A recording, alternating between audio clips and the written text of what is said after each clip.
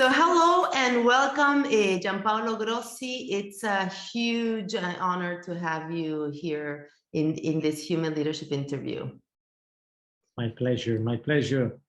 How are you? Great to be here with you, Nancy. Excited. And it's September right now, so it's this new beginning, right? In Italy, like after the country shuts down, pretty much in August, it's like a new start, and I'm excited to start with you. Giampaolo is the general manager in Starbucks here in Italy, and he's specifically in charge of the roastery, a Starbucks roastery, which is one of the 6 in the world. And I think Giampaolo, I don't know, correct me if I'm wrong, it's become one of the tourist sites in Milan because it's such a special and beautiful location, right? Yeah, you're absolutely right. You have to know that the mayor of Milan told me 1 year ago, maybe like a little bit more, told me that in 2019, we did more visitors than the Duomo of Milan. So because I mean, the roastery in Milan did 3 million of customers in a year, and the Duomo did just 2 million and something. So it was very great results. And I think the roastery, the Italian roastery, because you said right, we have today 6 different roastery awards from the opening time from Seattle, Shanghai, Milan, New York, Tokyo, and Chicago was the last one. The roastery in Milan is the beautiful spotlight that we have, is the flagship that we have in the entire EMEA, so in Europe, Middle East, and Africa. It's really an architectural store where all the single details and design are very captured by the story of the country, by the story of the city, by the tradition, by the genius style of designer, and everything is reminded on the Italian culture. So every single piece is that inside the store, like the marble, like the wood, like the Palladiana floor, for example. Everything is made by Italians. Beautiful. Everything is made by Italians in respect of our culture, Italian culture. Yeah, I agree. And it's beautiful because it's like the full circle, no? Like the inspiration originally of Starbucks was Italy. And now, you know, back it's in this beautiful store experience. It's an experience to walk in that store because like you don't, apart from smelling the coffee, of course, which is also always experience, but you walk around looking because every little detail. So, and I think it's more special. Let's go to our human leadership subject. Otherwise we can get lost in all the beauties of Italy and its art and its architecture. And it's led by you, which I think makes a big difference also. I would start from the beginning, from the story of how, which is a question that everybody poses you when you are interviewed, I would imagine, because you have changed careers so many times. You started in, you know, for who doesn't know you, you started being a professional football or soccer player. And then you continued into the restaurant business in New York, and then in Kuwait, and then you came back to Italy, and here you are at Starbucks. What is a common denominator, Giampaolo? It's not what you're doing at this point, but it's how you do it that makes a difference. So what has been the common denominator in your success, let's say, and in the success of your teams, for you to be here today? Yeah, so thank you for the great question. My journey was very important to me and for my family as well. You said right, I'm 6 years old, I started to play soccer. The reason was just because, unfortunately, I lost my mom when I was baby, and my father was in trouble, was in career, and of course, I didn't know how taking care of me for the entire day. So I started to play soccer for some unfortunate reason. But after that became my best exercise of life and the best example of life, because by the way, I've learned to having connection with others. So I've learned from when I was baby to connect with people, to respect one another, to bring all my effort to the team, helping them in everything that I can. So soccer for me was was a dream. It was a dream to become a soccer player in the first division. Unfortunately, I couldn't for some talent that I probably didn't have it that much. But what can I say to you is that every single day that I train myself during the soccer period, I train myself like the best player in the world. So applying myself in the best way that I could. Step by step, I realized that, of course, my journey was close to be done, and I realized that I have to apply myself to something else for my future. So after the diploma of accountant that I got, I started to work also in accounting department. After that, working in another environment, similar like this one. And my father is supposed to put me in a bank, like his career was for long years. But I wouldn't love to stay in front of a laptop every single day. So I decided to switch and change everything, and I start to learn how to do the barista work. So starting really from zero, and from zero, step by step, learn how to be a good bartender, a good head bartender, a good bar manager, and after that, a good waiter, a good store manager, and become like who I am today. So I would love to say that, Nancy. Thank you. The man that I'm today, of course, I'm a different person than when I was 6, but I still have the same values. I still have the same passion. I still have the same mission and vocation that I used to have when I was 6. So of Beautiful. course, I'm a different man, of course, different experience. Let's say more smart for sure. But, hopefully. Yeah, because of course I learned from my mistake. Right. The most important 3 words that I love to say are the sacrifice. That is not doesn't mean to working 24 hours. Sacrifice means put your entire effort in everything you love to do it and be committed for. The effort, that's the voluntary effort that I used to have every single day for what I'm doing. And the last part is to be constant on everything that you do. Everything is going to mix by something magic that I love to say, that is the humble way of approaching to everything. So I was 6. I was good to play, but I was absolutely humble, but ambitious at the same time. I'm 42 on December now. I hope to be good in what I'm doing. I'm not a person I need to judge myself. So I have my line manager that judge myself, and my team that, of course, judge myself. But at the same time, I'm still ambitious and I'm still humble at the same time. So that's kind of a different concept for me, grow me up in my life. Thank you. I've witnessed that because I'm a big observer, and every time I go to your store, I observe. And first of all, you're always on the floor. So I don't know when you manage to do all the other meetings, because your presence is there, and it's pretty unconditional. Like always see.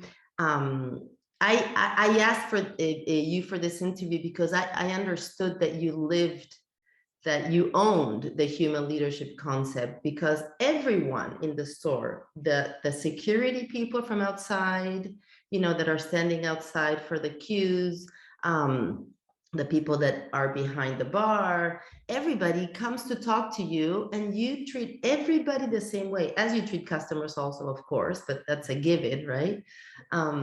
But it's so nice to see that. And when we were talking the other day, we were chatting before this call, you talked about the caring, and you're saying it now also, and the one of the hashtags under your profile, your LinkedIn profile, is people make the difference, helping others, humility. How do you do it, with all due respect, in a world that is performance oriented? Yeah. Especially at Starbucks, I would imagine, how it's easier said than done. So how do you do it? Yeah. I personally think that it's not just something that you have, the caring part of your life is not just something that you need to apply during your job time. It's something you apply for life. It's something you apply 24 hours by 7 by 7. So it's like you said, love to talk with people and treat people in the same way. The reason is because this is who I am. This is what my family teach me, and what my people close to me continues to help me to make the best. So it's people make the difference for me. It means that you, of course, you can create the store, magic store and huge store like we've done. But if you don't nurture the people inside, of course, nothing is going to be brilliant. Nothing's going to be magic. There's not going to be this aroma of right environment in the store. So you have to taking care about people, your people especially. And you said that I'm on the floor most of the time, but now I'm trying to step aside a little bit, just because I want that my team can have their opportunity to grow, to make everything they want. So to take decision, correctly or wrong, it doesn't matter. We're gonna fix everything, or we're gonna celebrate everything. Because I love the floor, I love the store, but it's something that I want to help and empower my team to do what I achieved probably 1 year ago, maybe yesterday. So it's something that you learn, and after that you become like a teacher, but after that you decide to switch again in the student part to learn something more. And in that kind of moment, you have to empower people to do whatever they like, right, whatever they would love to do. That's why I said people make the difference, because right, many CEOs used to say, that we love customers, but not all of them. They said we love our people, so we take care of our people. Because, by the way, you are responsible for the people that are gonna take care about your customers. So I cannot talk. I'm here with you right now in my office, and of course there is my team downstairs that is taking care about customers. So my job, my duty, rely step by step, is to taking care about people, taking care about your people, understanding the needs, understanding the conflicts, so the complexity of the day, the daily routine, and working in this kind of environment where you can play everything that you can to let them feel safe, and at the same time to let them feel empowered and engaged. Of course, it's a very hard work. It's a very hard work, daily work that you have to do it, because it's quite easily, more Italian, let's say, it's quite easily to be a boss than to be a leader. Be a boss, you give direction, and that's it. You achieve something in terms of results, but I don't think you're gonna have the 100% respect for the other. And I don't love this approach. So what I love is more the leadership part. I'm not pretend to be co-leader, because, by the way, I was an employee that has a general manager, not as a leader, because, by the way, there is no any title in the contract about leadership. So in the NCBA, it's only the GM, and you have to deserve the leadership part. There is a friend of mine that used to say to me, remember, leaders are alone. And it's quite true, because, by the way, when you lead a team, when you are a leader, by the way, you have your time off that is never be off, really. It's always on. And you have to think about yourself, think about people, think of what you can do better, think how you nurture yourself, for example. Because it's the beauty part is how you take care about yourself to be a leader. One of the first points that I love to say in leadership is to engage yourself. So how you nurture your strength, how you recharge your energy. And it's quite complex, it's quite hard, but you have to find a way. Could be go to run, could be listen music, could be enjoy a time free for yourself, could be travel, could be whatever you prefer, whatever you love, you have to do it. And you have to keep the time for yourself where you have to be able to dedicate quality time to you. Beautiful. Only like that, after that, you can start to work in other different part and aspect, like be humble, like to be ambitious, like to have a vision. Yeah. Have a vision is something that people doesn't have today. Sometimes I talk with someone and say, okay, which is your vision about yourself? What you like to do in your life? Where you want to arrive? which Yeah. is your goal, no? And there is no answer. The answer is, oh, I don't know right now. How it's possible? I was 6 and I would love to become Mr. Roberto Baggio, the best player in the world that I Yes. love. It's my Yes. man, my idol. And at some point, I switched to something else, following my career, following my step. So have a vision, be humble, be ambitious, Thank and you. knowledge. Thank you, because you mentioned so many things from so many questions. So this is awesome. So this is great. So one was how to keep your emotional muscle trained and how to keep your balance. And you already gave us some of your tips, which is about running. Of course, you've been running since you're 6. So, so I'm sure that's a nurturing go-to place for you. But it's important for everyone to find something, to balance this for the famous work-life balance. And this thing about the mission, the vision, and having mentors. And this is something that I want to ask you: who have been down the road, down your life trip, mentors that you have recognized and that you have been inspired by as leaders? Baggio is one, of course, and amazing, person and character, beautiful. Absolutely. Who others as human leaders? Someone very close to me was my grandmother. So probably is not famous for many people, but it's famous for myself and my family. Yeah. And she was the most important person in my life. And she gave me, in a genuine way, the entire life, dedication life. Wow.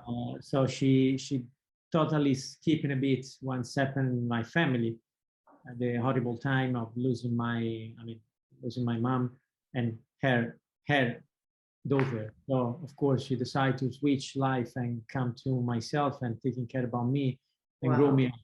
And the example that she gave me from day one was something that only right now I really understand how much was the effort, how was 100% commitment for myself to nurture my education and nurture my growth in respect of other, in a humble way, and how she took care about myself, my sister, and my father. So when everyone said, "Who is your best leader?" my best leader was my grandmother. The best example that I had in my life. I had the opportunity also to meet some very important people in business as well.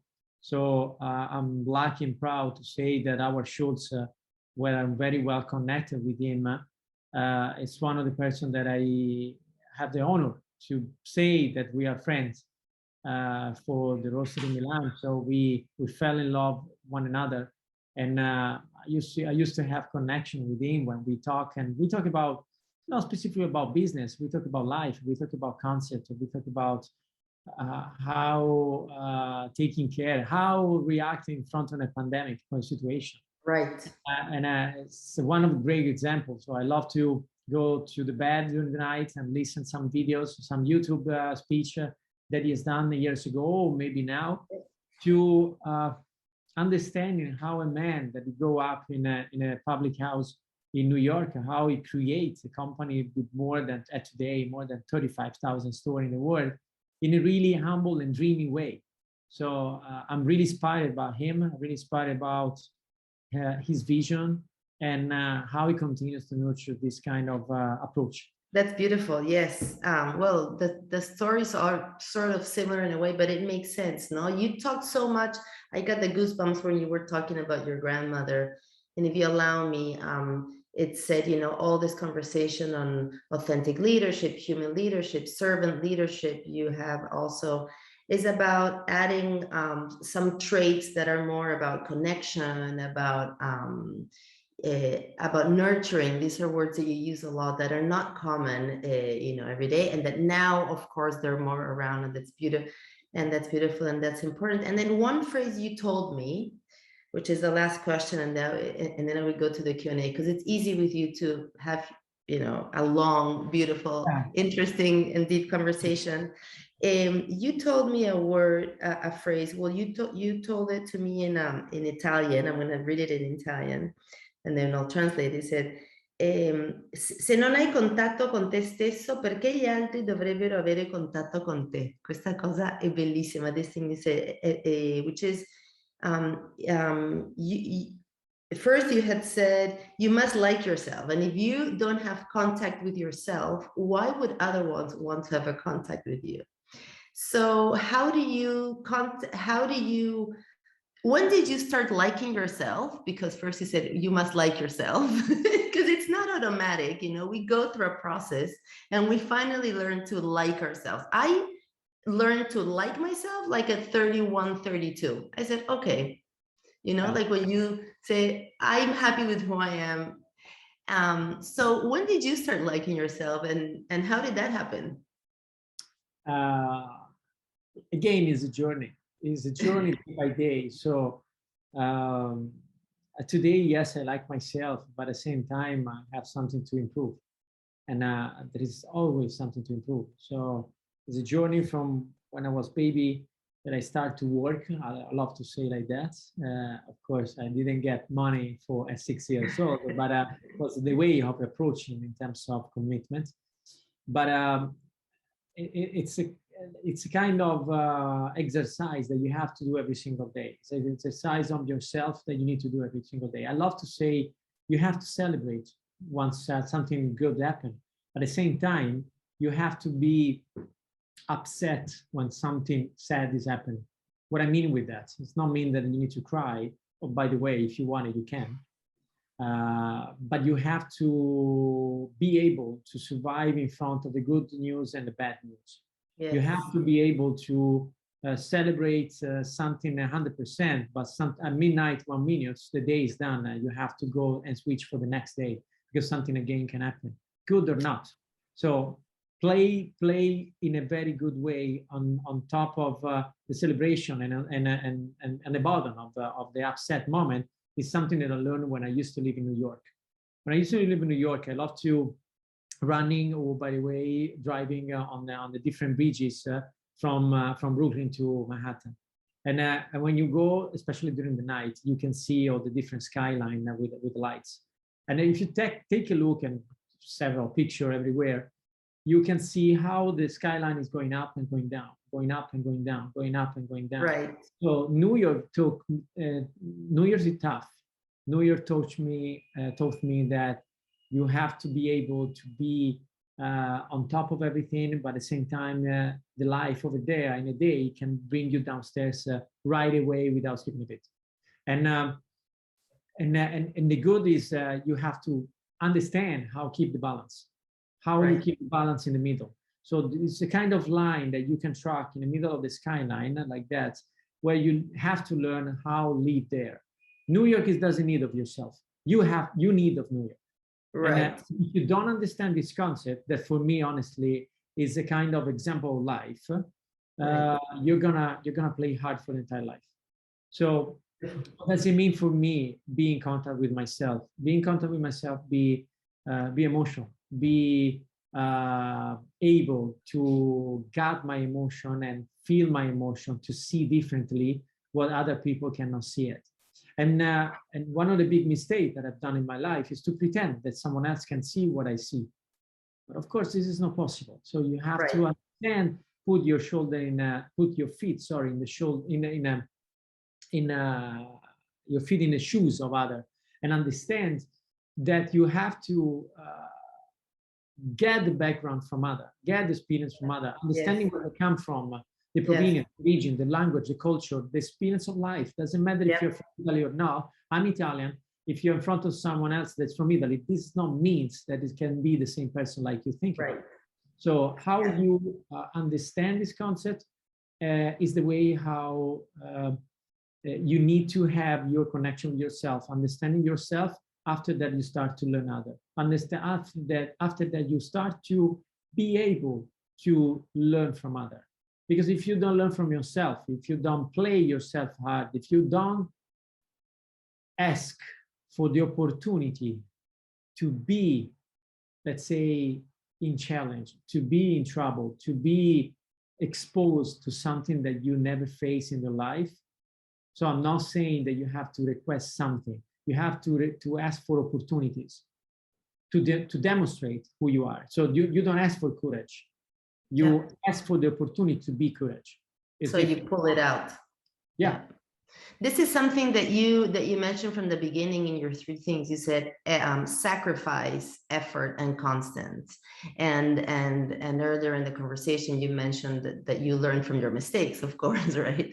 And this is something super important nowadays. We're really valuing more the concept of failure, and that not everything has to go fine, and we always have to be happy, and everything has to be perfect. But it's from sacrifice. The Thich Nhat Hanh and the Buddhists say all the time that that life is sacrifice, that life is suffering, and it's true. Life is hard, and nobody. And when we first grow up, you learn it, because of what you lived with your mom. But the general young generation, especially, they expect that everything is going to be nice and smooth. And no, I mean, life is tough. And we need to expect it to be tough. So what's important is that we need to learn how to stay centered and aligned so that we can manage things in the best way possible. Yeah. So thank you.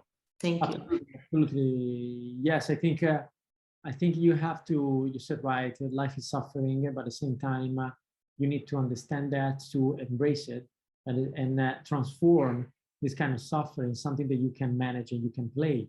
So how you switch your, by the way, how you bring your life in your job daily, how you bring your job in your life, and the opposite way. So I don't like people that saying after job time, they're going to say, oh, I'm out of office now. I don't want to talk about anything. I'm going to be a different person. You're not going to be a different person. You are the same kind of human beings when you work and when you don't work. So how you understand this concept and how you start to play that in life, you have to work, because all of us have to work. Right. So of course, how you engage life and work environment together, and you start to understand and play with, of course, different respect for different situations. But how you start to bring your life in your job, I think, is the best way of approaching and having fun. Because by the way, you said, right, life is suffering, but at the same time, life could be fun. So everything's up to you. So you decide. Agree completely. There's no more separation between professional and personal. And that is massively changing, thank God. And thanks to conversation, and thanks to these conversations, and thanks to role models like you and, and many other people that are authentic in who you are. You bring your person to work and vice versa. Thank you, Giampaolo. Let's do the last piece of Q&A, of quick Q&A. Human leadership. Vocation. Vocation. Starbucks. Love. Italy. Respect. Sustainability. The present. The present. The future.